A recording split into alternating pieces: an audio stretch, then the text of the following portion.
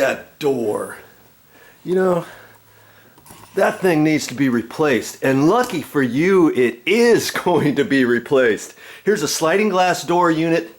This thing, it's all discolored inside. It's a dual paned window, but it's failed and it's probably 25 years old.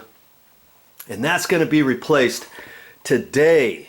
Yes, they're coming out. They're going to take this out. This is an 8-foot opening and it's going to be replaced by, oh, what is it? Renew from Anderson. Oh, this is the top of the line door system from Anderson. I don't know how much it's going to be. I talked to the owner. I think it's going to be somewhere around $6,000 installed. Don't quote me exactly on that, but they're going to come out and take this out. That's going to be good because it's in a bedroom here. We're in a bedroom at my friend's house where I've been cleaning the floors and stuff, and this is right out next to their bed. And in the summer it gets really hot here. In the winter it's cold up against this door, and you know, they need something a little bit better than that. Yeah, nice. So see, there's just a little deck out here, and this is T111 siding here. So they're gonna, this plywood here is called T111 siding, and see, they're gonna have to take this trim off.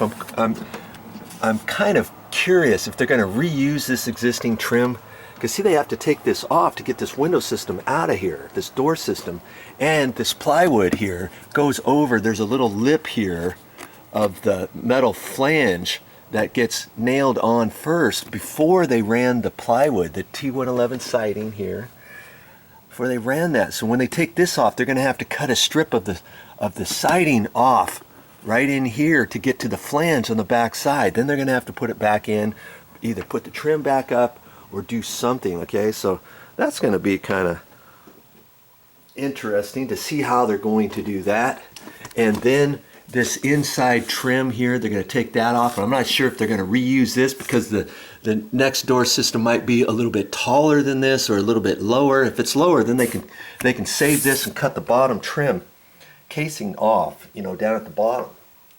Okay, so that's going to be the project today.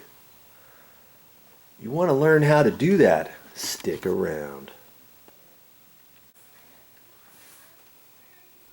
Well, that's all I have for this time, but I'll be back with more videos.